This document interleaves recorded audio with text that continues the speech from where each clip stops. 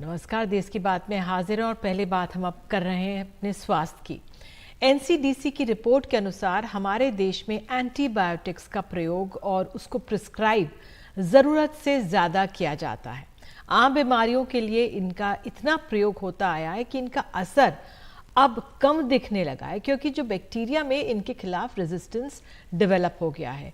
NCDC यानी national centre for disease control के अनुसार अंतर्राष्ट्रीय स्तर के विशेषज्ञों ने एंटीबायोटिक्स के ज़्यादा इस्तेमाल पर चिंता ज़्यादा जताई थी, और अब देश की राजधानी दिल्ली में भी और कई बड़े जो सरकारी अस्पताल हैं और जो कई अन्य डॉक्टर्स हैं वो भी ऐसी राय रखते हैं। हमारे साथ दो खास मेहमान हैं। हमारे साथ हैं डॉक्टर जुगल किशोर सफदरजंग अस्पताल से, साथ ही डॉक्टर पी ठक्कर भी जुटेंगे जो निदेशक हैं भाटिया अस्पताल से। पहले डॉक्टर जुगल किशोर आपसे, क्योंकि आप सफदरजंग अस्पताल के हैं, इतना बड़ा सरकारी अस्पताल है, क्या आपने पाया है एंटीबायोटिक्स की प्रयोग को लेकर जिस तरह से चिंता लगातार हम देख रहे थे जताई जा रही थी, क्या इसका असर देख रहे हैं आप?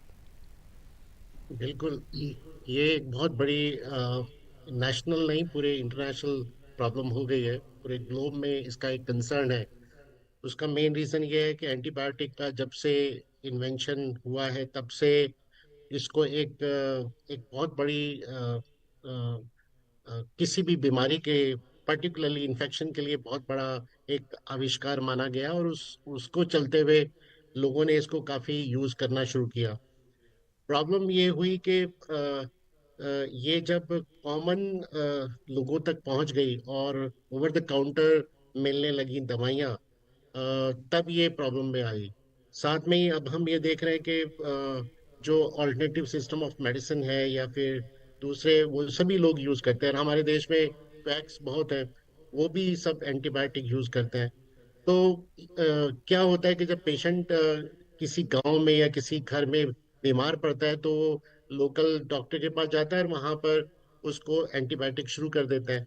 अब वो क्या होता है कि जब वो ठीक नहीं हो पाता तो एंटीबायोटिक भी वो बहुत ही हैवी डोज और हैवी उसमें शुरू करते हैं, क्योंकि वो जल्दी से जल्दी उसका इफेक्ट लाने के लिए और अपनी प्रैक्टिस को बचाने के लिए ऐसे लोग करते हैं। ऐसे जो फिजिशियंस हैं वो करते हैं, जो यूजली क्वैक्स होते हैं, या कहना चाहिए दूसरे तरह के डॉक्टर्स होते हैं। तो जब ये हॉस्पिटल आते हैं तो वो दवाएं ऑलरेडी यूज हो गई होती है, तो हमारे को फिर और अच्छी दवाइयों को और अच्छी मेडिसिन को यूज करना पड़ता है। और कभी कभी ऐसा होता है कि ऑलरेडी अगर वो जो एक एक एक दवा जो होती है जो सिर्फ उसी बीमारी के लिए वो ऑलरेडी यूज हो गई है और उससे ठीक नहीं हुए, तो जब वो हॉस्पिटल आता है तो हम उसको ठीक नहीं कर पाते। तो ये एक बहुत बड़ा हमारे लिए चैलेंज भी बन गया है। तो इस पर विचार की जरूरत नहीं है, इस पे एक्शन की जरूरत है आज के वक्त में। ये सिर्फ डॉक्टर ही नहीं, हर तरह की प्रॉब्लम इस एंटीबायोटिक यूज की वजह से हो रही है, और लोग इसमें बिल्कुल। मर भी बहुत रहे हैं जी, इसलिए। आप जी। जी आपने बहुत जी। अहम बात बताई है, क्योंकि लोग अमूमन इस बात को समझना भी नहीं चाहते, और अगर आप लोगों द्वारा सुनेंगे तब जाकर जहन में सामने आएगा कि अपने आप ही आप एंटीबायोटिक्स ना ले लें। डॉक्टर हेमंत पी ठक्कर हमारे साथ जुड़ गए। सर, आपने सुना डॉक्टर जुगल किशोर को, बहुत अहम, आपने क्या पाया है? ओवर द काउंटर जो ड्रग्स मिल जाती हैं वो ठीक है, लेकिन अपने आप में जल्दी ठीक करने के लिए भी ओवर प्रिस्क्राइब कर दिया जाता है और जिम्मेदारी नहीं निभाई जाती है। क्या किया जा सकता है? आपका क्या असेसमेंट है? अगर आप ये रिपोर्ट देखें तो उसमें बड़ी साफ साफ एनालिसिस हुई है कि 50% से ज्यादा एंटीबायोटिक्स लोगों ने प्रिवेंशन के लिए दी है, और 43 या 43% करेक्ट इंडिकेशन के लिए दी है।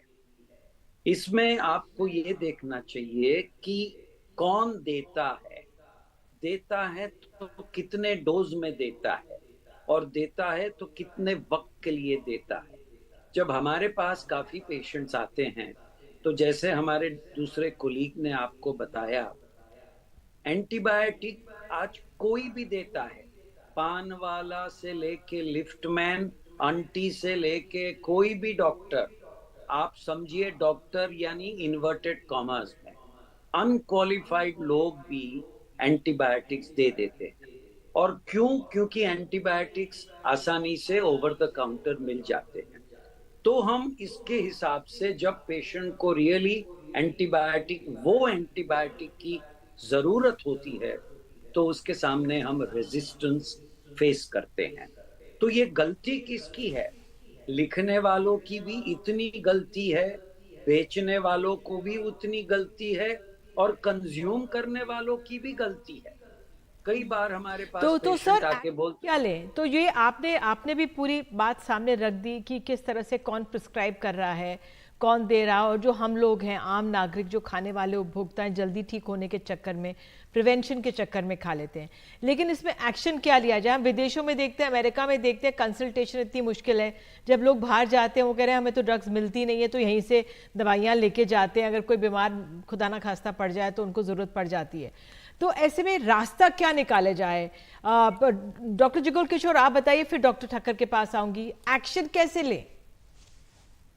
चलिए, कुछ पैसे बचाने के लिए लोग ये जरिया अपनाते हैं कि वो अपने काउंटर पे गए और वहां से उसने ले लिया।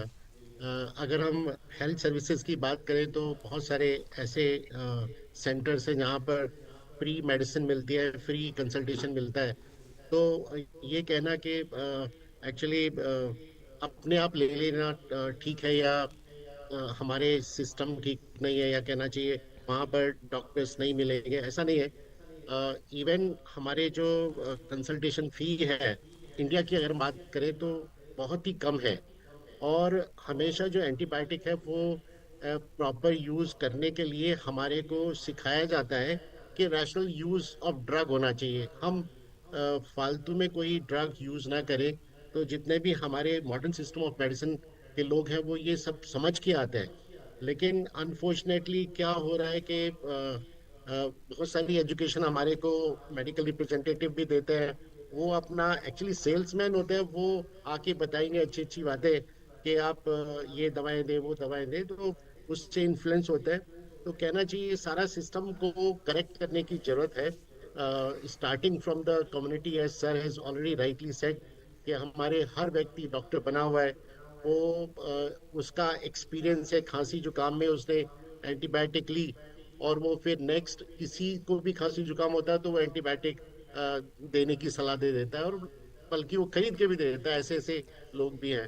तो बिल्कुल डॉक्टर इसको किशोर, आपने जो सबको बात कही कि पूरे सिस्टम को बदलने की जरूरत है, तो वो कैसे बदला जाएगा? संक्षेप में डॉक्टर हेमंत ठक्कर आपसे, क्योंकि आप निदेशक हैं एक अस्पताल के, तो क्या आप सुझाव देंगे?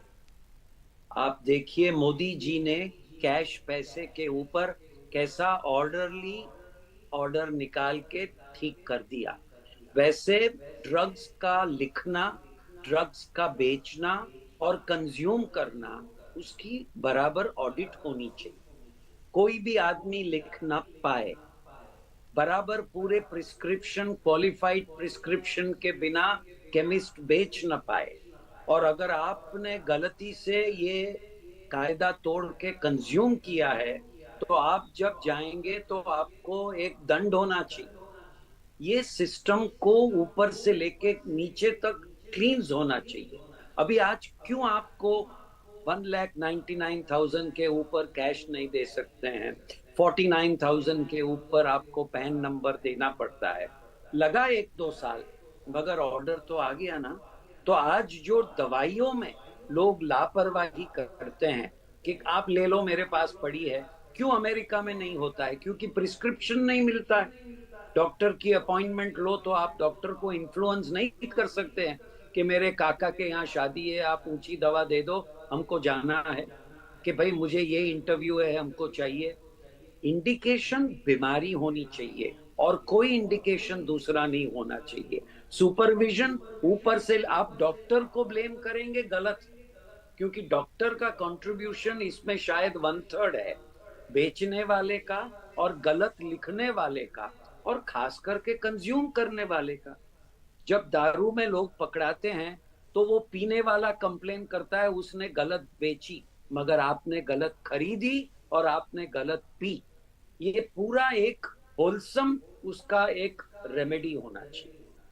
बिल्कुल, आप दोनों जुड़े, बहुत बहुत धन्यवाद, और जागरूक किया लोगों को। आप दोनों को सुनकर लोग आम जनता जागरूक हुई होगी कि ऐसे ही आप अपने किसी भी से भी आप एंटीबायोटिक्स ना ले लें, उस पर भरोसा ना करें और ठीक डॉक्टर से ही इसका प्रिस्क्रिप्शन लिखवाएं, उसके बाद ही आगे बढ़ें, क्योंकि आपकी सेहत को इससे नुकसान होगा।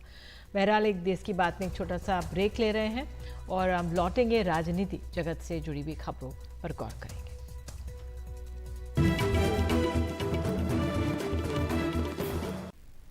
कांग्रेस और आम आदमी पार्टी के बीच 2024 के लोकसभा चुनावों में सीटों के बंटवारे पर आज बातचीत हो सकती है, ये सूत्रों का कहना है। उनमें दिल्ली की सीटें भी होंगी और बाकी राज्यों की भी। ये बातचीत कांग्रेस नेता मुकुल वासनिक के आवास पर होने की उम्मीद है। बीते हफ्ते भी दोनों दलों के नेता मुकुल वासनिक के आवास पर इसी मुद्दे पर मिल चुके हैं। तब ये बैठक करीब 2.5 घंटे चली थी। कल समाजवादी पार्टी और कांग्रेस के बीच भी सीटों के तालमेल पर बात हो सकती है। और महत्वपूर्ण है कि किस तरह से कांग्रेस और आम आदमी पार्टी के बीच, क्योंकि इन दोनों के गठबंधन की चुनौतियां हैं। आपको उम्मीद है कि वो पंजाब में लंबे समय की दावेदार रहेगी। 2024 में आपके लिए लोकसभा सीटें बांटने का अवसर है और कांग्रेस पंजाब के कैडर बेस को आपके हवाले करना नहीं चाहती है। और हमारे सहयोगी शरद हमारे साथ मौजूद है। शरद, तो क्या निकल कर आ रहा है? ये बैठक शुरू हो गई है या होगी और क्या इससे उम्मीद? देखिए, अभी बैठक शुरू नहीं हुई है। आम आदमी पार्टी के नेता अभी नहीं पहुंचे हैं। वैसे कांग्रेस के भी अभी जो बड़े नेता आने हैं वो ज़्यादातर पहुंचे नहीं हैं। कुछ ही देर में ये माना जा रहा है 6:30 बजे का समय है जब बैठक का समय रखा गया है, तब बैठक शुरू होगी। तो इसमें निधि जी 3 चीज़ें अभी समय बताई जा रही हैं कि आज इन पर चर्चा होनी है। पहला ये कि किन स्टेट्स में, किन राज्यों में ये गठबंधन होगा। दूसरा, कितनी सीटों पर यह गठबंधन होगा। और तीसरा, ये सीटें कौन कौन सी होंगी, यानी कि एक सीटों का नाम के हिसाब से डिस्कस किया जाएगा कि हाँ, ये इस सीट पर कांग्रेस लड़ना चाहती है, इस सीट पर आम आदमी पार्टी लड़ना चाहती है। बड़ी चीज़ जो सबकी नज़र जिस पर लगी हुई है वो इस बात पर है कि क्या पंजाब में ये गठबंधन होगा, क्योंकि दोनों ही पार्टियों के जो स्टेट यूनिट हैं वो गठबंधन के लिए मना कर रहे हैं। उसका कारण ये भी है कि वो एक विपक्ष का जो स्पेस है वो बीजेपी को पंजाब के अंदर नहीं देना चाहते हैं। तो पिछली बार समझा ये जा रहा है कि जो बैठक हुई थी, जो कमेटी आम आदमी पार्टी से डील कर रही है, उसके पास मैंडेट केवल दिल्ली तक का ही था। इसलिए दिल्ली के नेता जो हैं, अरविंदर सिंह लवली जो दिल्ली प्रदेश अध्यक्ष हैं, वो इस बैठक में मौजूद थे पार्टी के दूसरे बड़े नेताओं के साथ में। लेकिन आम आदमी पार्टी ने सभी स्टेटों के लिए प्रस्ताव दिया, क्योंकि समझा ये जाता है कि आम आदमी पार्टी का ये मानना है कि ऐसा बड़ा अजीब सा लगेगा और चल नहीं सकता है कि आप एक स्टेट में या एक जगह पर गठबंधन कर रहे हैं और दूसरी तरफ एक दूसरे के खिलाफ चुनाव लड़ रहे हैं और फिर एक दूसरे की आलोचना कर रहे हैं। तो ये बड़ा अजीब सा लगेगा और फिर गठबंधन जो है वो प्रैक्टिकल नहीं हो पाएगा।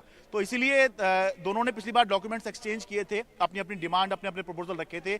अब बैक चैनल टॉक्स हुई होंगी, ऐसा हम समझते हैं, और उसके बाद अब ये दूसरी औपचारिक बैठक है। और समझा ये जा रहा है, सूत्र भी बता रहे हैं कि आज जरूर इस बैठक से कुछ ठोस, कुछ कंक्रीट निकल कर आ सकता है। बहुत बहुत धन्यवाद शरद इस तमाम जानकारी के लिए। तो फिलहाल इंतजार है कि बैठक कब होगी आम आदमी पार्टी और कांग्रेस के नेताओं के बीच सीट बंटवारे को लेकर। विपक्ष के 3 सांसदों का निलंबन वापस होगा और आज लोकसभा प्रिविलेज कमेटी की बैठक हुई थी। सूत्रों के हवाले से खबर आई, बैठक में 3 निलंबित सांसदों का लोकसभा से निलंबन वापस होने का फैसला लिया गया। उनके नाम है अब्दुल खालिक, डॉक्टर के जयकुमार, विजय कुमार उर्फ विजय बसंत का निलंबन वापस होगा। और इस पर अधिक जानकारी के लिए हमारे सहयोगी अखिलेश शर्मा हमारे साथ मौजूद हैं। अखिलेश, तो ये 3 लोगों के ही नाम सामने आए हैं, बहुत बड़ी मात्रा में सांसदों का निलंबन हुआ था, क्या जानकारी मिल रही है सूत्रों के हवाले से? देखिए, जब शीतकालीन सत्र था तब बड़ी संख्या में जो सांसद थे दोनों सदनों के निलंबित किए गए थे। 146 सांसदों को निलंबित किया गया था। इनमें 132 सांसद जो थे वो शीतकालीन सत्र समाप्त होने तक के लिए निलंबित किए गए थे, यानी जैसे ही सत्र समाप्त हुआ उनका निलंबन स्वतः ही वापस ले लिया गया। लेकिन इसमें 11 राज्यसभा के और 3 लोकसभा के सांसद थे जिनके बारे में यह कहा गया था कि जब तक दोनों ही सदनों की प्रिविलेज कमेटी की रिपोर्ट इस बारे में फैसला नहीं कर लेती है तब तक वो अपने अपने सदनों से निलंबित रहेंगे। आज लोकसभा की प्रिविलेज कमेटी की बैठक हुई, उसमें तीनों सांसद जो कि कांग्रेस पार्टी के हैं ये पेश हुए और इन्होंने अपने व्यवहार के लिए खेद प्रकट किया और ये आश्वासन दिलाया समिति को कि आगे वो ध्यान रखेंगे कि जो लोकतंत्र की मर्यादा है, सदन की मर्यादा है, उसको कहीं ठेस ना पहुंचे। और इस आश्वासन के बाद प्रिविलेज कमेटी ने यह फैसला किया है कि इन तीनों का ही निलंबन वापस किया जाए और इसकी सिफारिश लोकसभा अध्यक्ष ओम बिरला को दे दी जाएगी। और ये रिपोर्ट जो है प्रिविलेज कमेटी की जब संसद का बजट सत्र शुरू होगा 31 जनवरी को, तब पेश की जाएगी और उसके साथ ही इनका निलंबन भी वापस हो जाएगा। हालांकि अभी जो 11 राज्यसभा के सांसद निलंबित हैं, उनकी जब भी प्रिविलेज कमेटी की राज्यसभा की होगी उसके बाद उनका फैसला होगा। लेकिन इसी के साथ ये जो निलंबन का अध्याय था एक तरह से अब समाप्ति की ओर है, क्योंकि वैसे भी जो 17वीं लोकसभा है उसका ये अंतिम सत्र, बजट सत्र 31 जनवरी से 9 फरवरी तक होने जा रहा है। बहुत बहुत धन्यवाद अखिलेश इस जानकारी के लिए। और आइए देश की बात में फिलहाल हम लोग एक ब्रेक लेते हैं। ब्रेक के बाद हम अयोध्या में जिस तरह की रौनक है आपको दिखाएंगे, थोड़ा सा इंतजार कीजिए।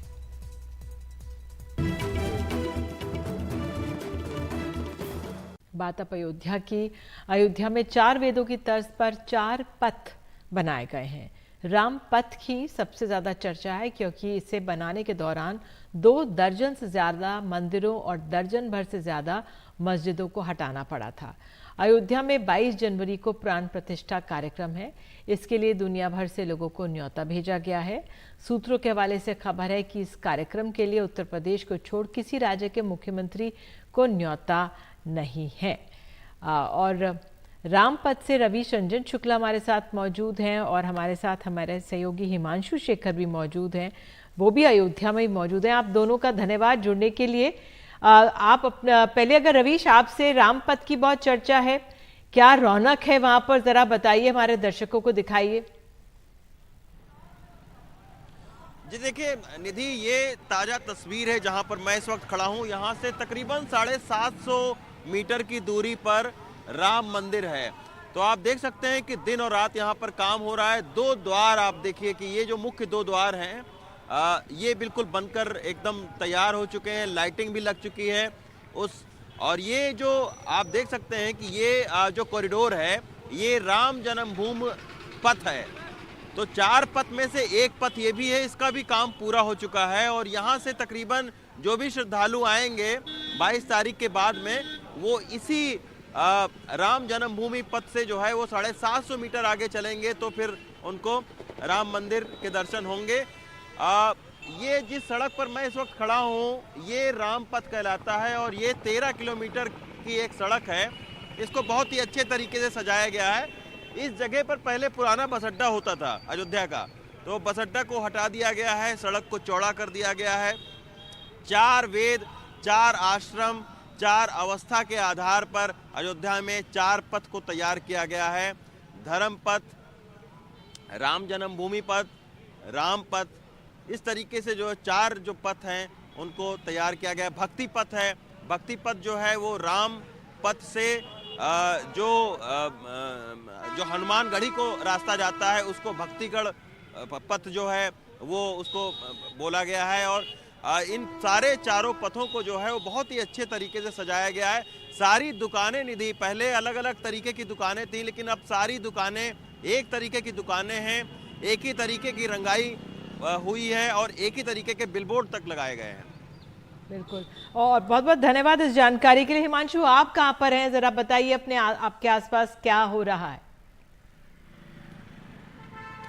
देखिए निधि, मैं अयोध्या शहर के ठीक बीचों बीच एक टेंट सिटी बनाया गया है जहां पर करीब 4000 संत, जिनको आमंत्रित किया गया है विशेष तौर पर 22 जनवरी के कार्यक्रम के लिए, वो अपने शिष्यों के साथ 19 जनवरी से यहाँ पहुँचना शुरू होगा उनका। और उस टेंट सिटी में आप कह सकते हैं कि अयोध्या शहर के अंदर एक छोटा सा शहर बनाया गया है संतों के लिए और इसमें करीब 1400 कमरे हैं। मैंने देखा वो टिन से उन कमरों को बनाया गया है, उसकी पूरी सजावट वहाँ पर की गई है। वहाँ पर एक भोजनालय है जहाँ पर एक साथ 10 से 12 हज़ार लोग भोजन कर सकते हैं। एक बड़ा कम्युनिकेशन सेंटर बनाया गया है, नए मोबाइल टावर्स वहाँ पर लगाए गए हैं। ऐसा लगा कि एक नया शहर क्रिएट किया गया है संतों के लिए, क्योंकि 4000 संत आने वाले हैं। उनके साथ हर एक संत के साथ 2 से 3 उनके शिष्य भी होंगे। तो करीब 10 से 12 हज़ार लोग हैं, उनके रहने का बहुत ही भव्य एक तैयारी वहाँ पर की गई है। वो इलाका बिल्कुल बहुत करीब है जहाँ पर मैं खड़ा हूँ, लेकिन अभी रात का समय है और वहाँ पर कंस्ट्रक्शन चल रहा है, हमें वहाँ पर जाने की इजाज़त नहीं दी गई। लेकिन 45 एकड़ के इलाके में उस शहर को बनाया गया, उस छोटे से शहर को, जिसको वो विश्व हिंदू परिषद टेंट सिटी के नाम से उसको बुलाते हैं। और वहाँ पर गलियों को भी मार्क किया गया है, जो नए कमरे बनाए गए हैं उन सब की नंबरिंग अलग अलग तरीके से की गई है। और राम जन्मभूमि आंदोलन जो था उसमें जो बड़े बड़े संत जिन्होंने उस आंदोलन में भाग लिया था, उनके नाम पर 6 नगर भी उस टेंट सिटी के अंदर बनाए गए हैं। तो एक डॉर्मिट्री है जहां 5000 लोग एक साथ रह सकते हैं। एक चिकित्सालय भी बनाया गया है जहां पर 24 घंटे डॉक्टर्स मौजूद रहेंगे। तो बहुत बड़ी संख्या में निधि, करीब 4000 संत और 3000 से 3500 अति विशिष्ट लोग यहाँ पर आने वाले हैं। योगी आदित्यनाथ ने कहा है कि 100 चार्टर्ड जहाज जो है वो उतरेंगे 22 जनवरी को, जब भव्य कार्यक्रम होगा। तो उसके लिए बहुत बड़े स्तर पे यहाँ पर तैयारी की जा रही है। पुलिस सुरक्षा से लेकर जो इंफ्रास्ट्रक्चर है उसको बहुत ज़्यादा बदलाव हुआ है। आज पूरे दिन मैं घूमता रहा अयोध्या में और लोगों का ये कहना है कि हमें विश्वास नहीं होता कि पिछले 1-2 साल में अयोध्या इतना ज़्यादा बदल सकता है। निधि, बहुत बहुत धन्यवाद आपका भी हिमांशु, इस तमाम पूरी जानकारी के लिए। जिस तरह से भव्य तैयारियां वहाँ पर चल रही हैं, रवीश आपका भी धन्यवाद। एक छोटा सा ब्रेक ले रहे हैं, कुछ और जुड़ी हुई ग्राउंड रिपोर्ट्स दिखाएंगे एक छोटे से ब्रेक के बाद।